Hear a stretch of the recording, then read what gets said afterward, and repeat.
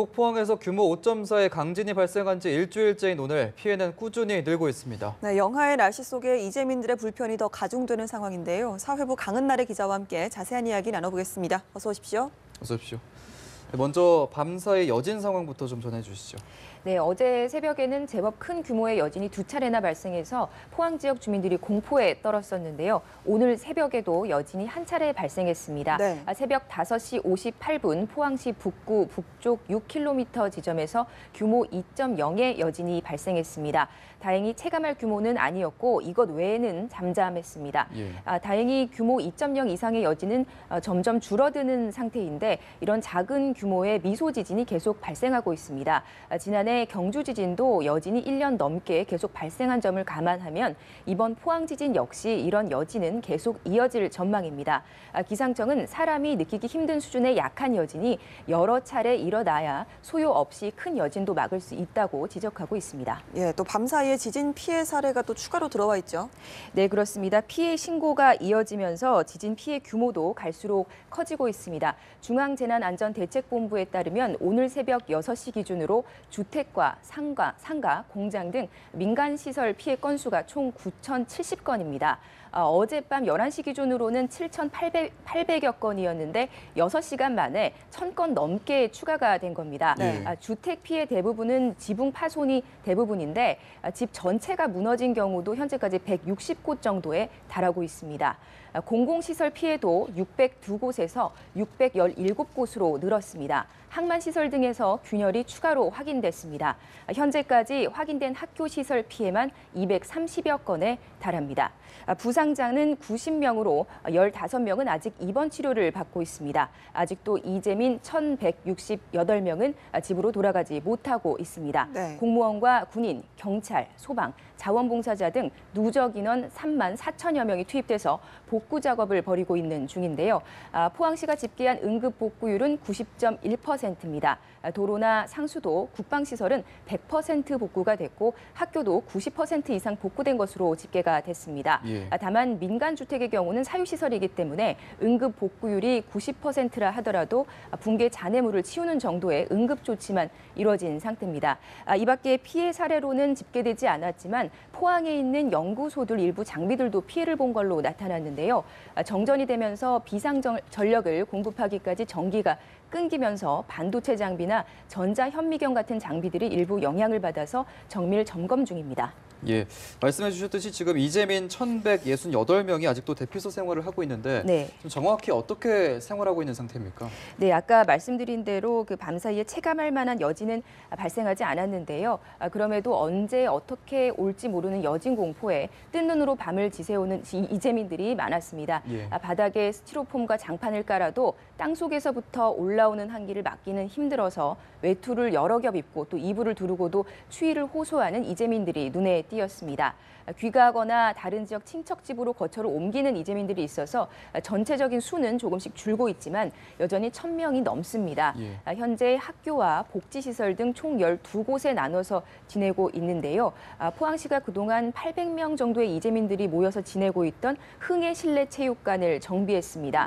체육관 전체를 소독한 뒤 두터운 매트를 바닥에 깔았고 또 3명 정도가 누울 수 있는 텐트 250개를 설치해서 거주 여건을 조금 개선했습니다.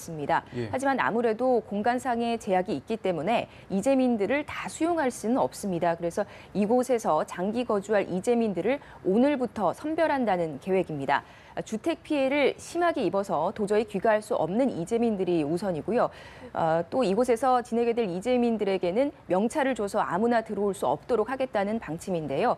사실 정부가 앞서 발표한 LH 임대주택 지원도 도움을 받을 수 있는 이재민들은 사실상 160가구 정도이기 때문에 여러모로 모든 이재민들의 거주 문제를 100% 해결하기에는 현재까지는 조금 역부족인 상황입니다. 네, 그런데 지금 사람뿐만이 아니라 동물들도 이 여진으로 인한 스트레스를 호소하고 있다고요? 네, 그렇습니다. 그 포항 북구에 소를 키우는 농가들이 많은데요. 일단 지진 당시에 그 외양간이 일부 파손되는 피해를 입기도 했고 계속되는 여진에 그 소들이 평소보다 여물을 잘 먹지 않는 그런 그런 불안 증세를 보이고 있다고 합니다. 사람처럼 이동도 자유롭지 못하기 때문에 사람보다도 스트레스가 더 극심할 수 있다는 게 수의사들의 지적입니다. 네. 또 가축들은 스트레스를 받으면 당장 문제가 생기기보다는 유산을 한다든가 또 시름시름 앓는다든가 하는 식으로 피해가 한참 후에 나타나기도 해서 그 지진과의 인과관계를 밝히기도 쉽지 않다고 합니다. 또 SNS에 보면 그 집에서 키우는 반려동물들도 사료를 잘 안 먹거나 구석에 내내 숨어 있는 그런 불안 증세를 보인다는 글들이 있는데요. 예. 실제로 현재 많은 사람들이 함께 생활해야 하는 대피소에는 반려동물 출입이 금지된 상태입니다. 이 때문에 일부에서는 갈등도 빚어지고 있습니다. 행정안전부는 이재민들에게 반려동물이 있다면 다른 지역에 거주하는 친구나 친척, 동물병원에 맡기라고 권고를 하고 있습니다. 그 권고안에는 반려동물을 다른 사람들에게 맡길 때는 목줄이나 입마개를 잘해서 보내라 이런 설명도 담고 있는데 사실상 구체적인 행동 요령은 없다고 볼 수 있습니다. 일부 이재민들은 반려동물과 함께 지낼 수 있는 대피소를 마련해달라고 요구하고 있는데요. 실제로 포항 지진 후에 이런 요구를 담은 청와대 청원이 10여 건 정도가 올라왔습니다. 하지만 현재로서는 아까 들으신 대로 이재민들의 임시 거주 시설을 확보하고 또 개선하는 일조차 지금 100% 만족할 수 있는 수준으로 이루어지지 못하고 있기 때문에 가축이나 반려동물과 관련한 대피 조치는 적극적으로 이루어지기가 힘든 상황입니다. 예.